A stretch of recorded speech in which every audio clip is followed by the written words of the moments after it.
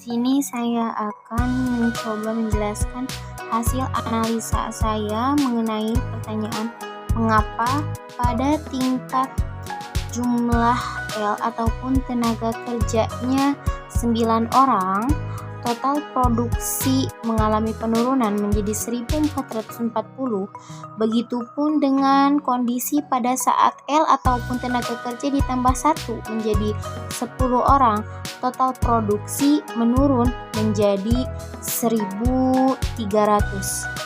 Nah, karena saya menemukan sebuah teori ekonomi yang berbunyi the law of diminishing return, yang artinya hukum hasil lebih yang berukuran. Nah, kaidah ini atau teori ekonomi ini dikemukakan oleh salah seorang ahli ekonomi asal Inggris yang bernama David Ricardo. Beliau menurutnya bahwa jika kita menambahkan salah satu input dengan jumlah yang sama, sedangkan input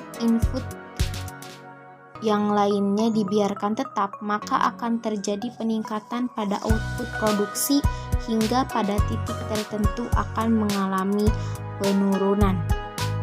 Nah, di sini perusahaan ini selalu menambahkan karyawan-karyawan yaitu dengan jumlah yang sama, menambahkan karyawan dengan jumlah yang sama yaitu 1 karyawan, tapi tidak menambahkan faktor-faktor produksi yang lainnya.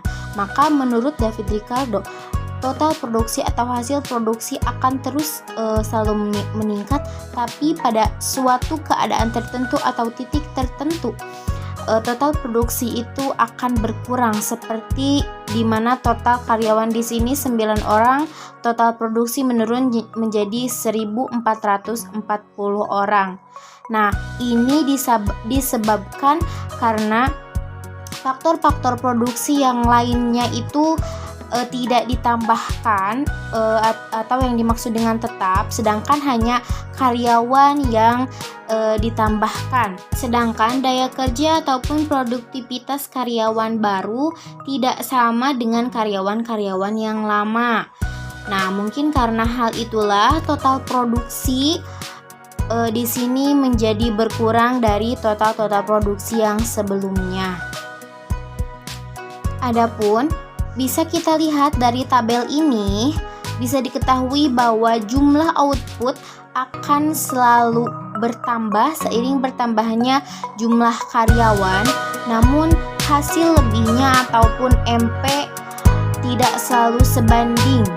Nah, hingga akhirnya pada suatu titik output akan berkurang. Nah, di sini kan output berkurang di jumlah karyawan 9 orang. Nilai MP tertinggi ada pada saat jumlah tenaga kerja berjumlah 3 orang, nilai MP-nya 410. Sedangkan total produksi tertinggi dapat dicapai saat tenaga kerja sebanyak 8 orang di angka 1520.